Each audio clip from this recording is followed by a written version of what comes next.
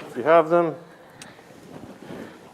Item 1, as always on the agenda, is citizen concerns. If there's anyone who want to address the board on an item not already addressed on the agenda.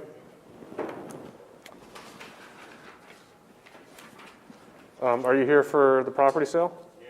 Okay, that's coming. So, hearing none, item 2 is approval of the agenda. I'll move it. Second. Second by Radig. Hearing no discussion. All in favor say aye. Aye. Those say nay. Passes 5-0. Items 3 through 7 constitute a consent agenda of routine action items to be considered by one motion. Items pass unanimously unless a separate vote is requested by a board member. Item 3 is approval of the minutes of the December 15th meeting.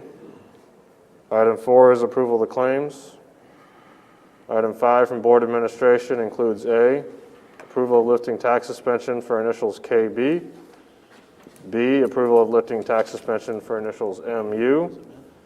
30. C, approval of resolution for a tax suspension for initials WR. And D, approval of resolution thanking and commending Todd Wick for years of service with Woodbury County. Item 6 from the County Treasurer includes several approval of resolution for abatement of taxes. Item A being for Dream Homes LLC, B for L and MS, C for initials MJA, D for initials LC, E for initials DG, F for initials RH. I feel like I'm reading the line at the optometrist, all the letters. And G for affordable housing.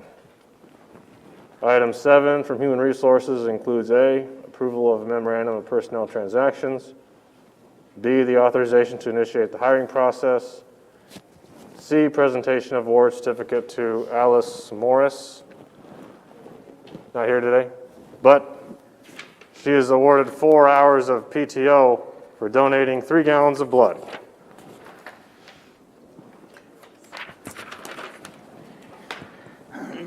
And item D, approval of retiree request to remain on the county health and dental insurance plans. Are there any questions on the consent agenda? I'll move approval of consent agenda. Second. Motion by DeWitt, second by Radig. Any discussion? They say in about 9 more days you won't be seeing 2020 anymore. Is there a tie-in to that? Yeah, well, you were doing your vision test. Oh, 2021. okay. He had his calculator out to figure it Oh. Make me laugh too hard, I fog up my glasses. Any other jokes for the good of the board? Or detriment of the board, as the case may be? No, he doesn't. No, we can't afford it anymore. We still got another minute to the set time, but I guess we can vote.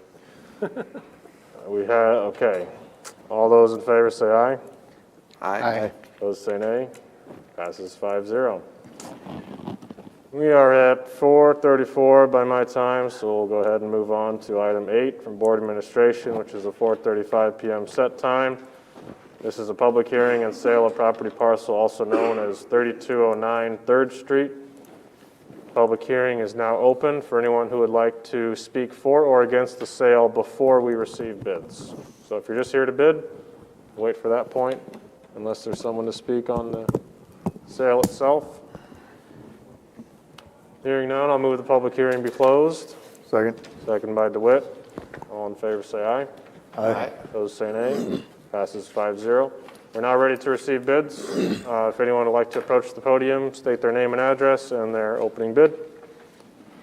My name's Terry Honeycutt. I live at 301 Logan, and I'd like to bid $1 on it. Very good. Anyone else here to bid? Going once, going twice. Move the property be sold for $1 to Corey Huntington? Carrie Huntington? Second. Second by DeWitt. I think you got this one. Unless there's any debate or discussion. I don't know, I got like $2 in my pocket. We'd double our money. That's a first. All those in favor say aye. Aye. Opposed, say nay. Passes 5-0. Thank you. Heather will take care of you. Moving on to item 9, from Community and Economic Development, the aforementioned David Gleiser has item A for action. This is to approve the following applicants to the Planning and Zoning Commission for different terms, 1 being Corey Meister, 2 being Jeffrey O'Toole, and 3 being Chris Zelmerzant. And go ahead and explain those. Thank you. David Gleiser, Community Economic Development Director. If you remember, this summer the legislature passed the law which changed the residency requirements for counties, zoning commissions, and board of adjustments whose members are required now to all live in unincorporated Woodbury County. Due to the law change, we lost a member, and then we unfortunately lost a member due to passing. And then the third term that we have available is just from a current member whose term is expiring. We posted openings for the 3 positions, and we've received applications. We verified all the applications to make sure that the candidates meet the residency requirements. All checks out. They're all qualified and capable candidates, and the recommendation is to appoint Corey Meister to the partial term, effective immediately and ending December 31st of 21. Jeffrey O'Toole for the term that would be effective immediately and ending December 31st of 23. And then Chris Zelmerzant to reappoint her for another full term effective January 1st, 21 to December 31st of 2025. Very good. Thank you for finding applicants.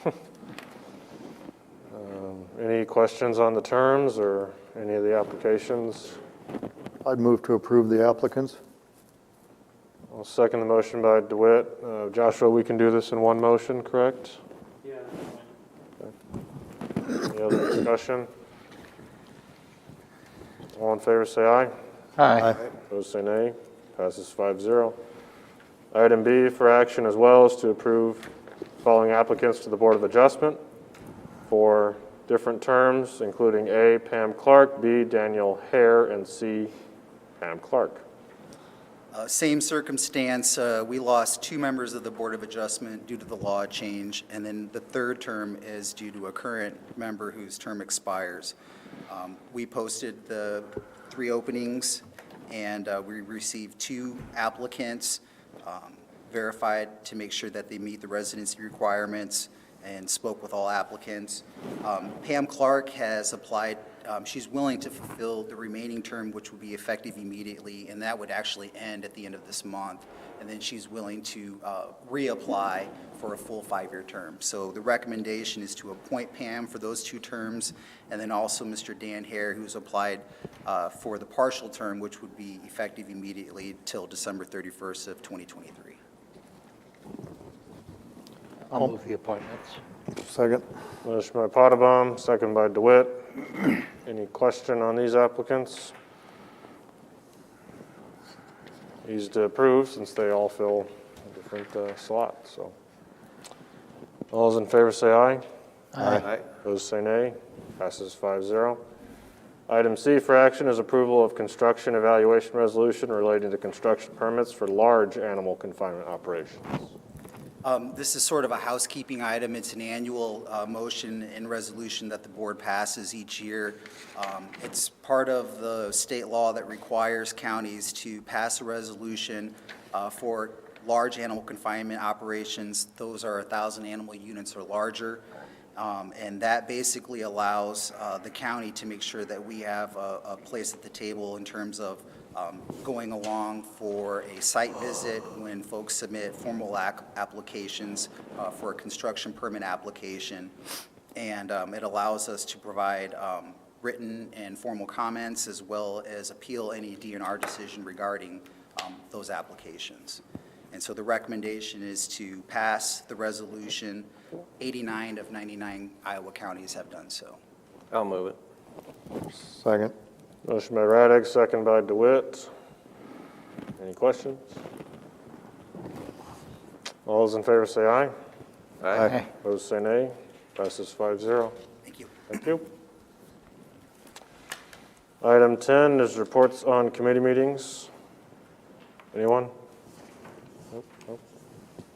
We did have an email from the Veterans Commission on, they had a little bit of an unusual one, I guess, with the burial of a cremated remains, and there was something with thawing the ground to facilitate burial, and I just answered the email.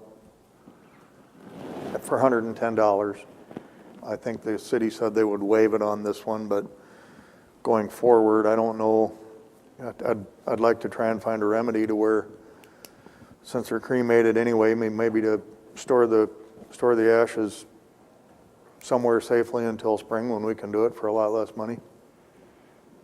But that's going to be something before the commission, and Mr. Wright and I will have to be chatting about that with the commission here in the near future, so we'll figure something out.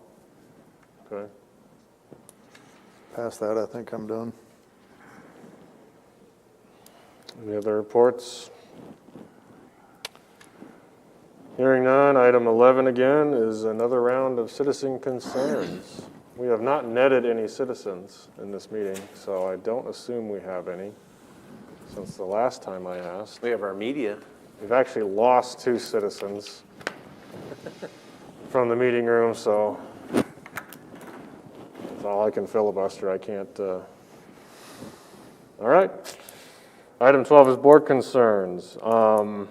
Regarding the county farm, after the meeting, last meeting, I spoke to a couple of you on the board individually, and also spoke to Josh Widman on process, and followed up with Karen as well.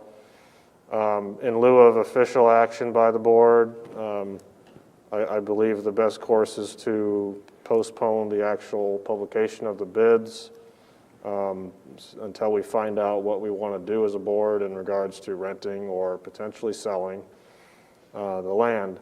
And so I wanted to be on the record with that, and to also confirm with you that the consensus has changed and that we are looking at our options at the moment, knowing that we didn't actually print anything yet. Nothing's been set in motion in that respect. So is there consensus as I stated?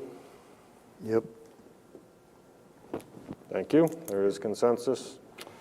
We'll revisit this, and obviously we have to get it done and make a decision in a couple months.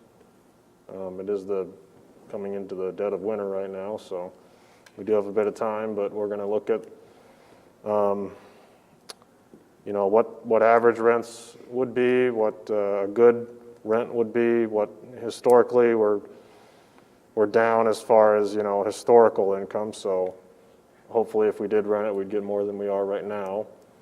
But it's an interesting piece of county property that we acquired I think over 100 years ago, and for a purchase price of less than one year's rent right now. So, but in that time, it's also appreciated, obviously. So, being stewards of the taxpayer dollar, we're going to look at the best way of using this land.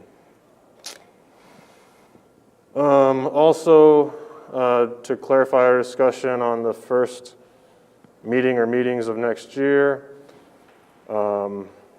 my idea is for a 9 a.m. organizational meeting on Monday, January 4th, because that will allow all of the supervisors to attend. Otherwise, we would have some absences. And then to follow it up with a regular Tuesday meeting on the 5th, with budgets following the normal meeting. I've asked Mr. Raddick, who has a work commitment in that day, if we could start at 3:30, and he was okay with that idea.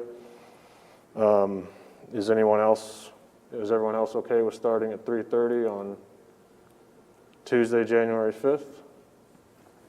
Yeah, next Tuesday still standard 4:30 Tuesday? Yep. That'll be a standard one.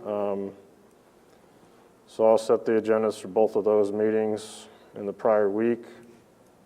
And Any questions on or input on the content for the organizational meeting? I know we have to have certain standard items. We'll have the bylaws, is that right, Pat?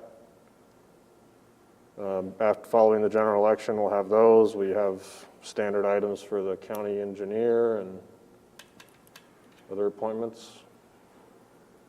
So, but the next one, the day after, will look more like a general meeting. Any other board concerns? Okay, we're adjourned. Excellent job, Mr.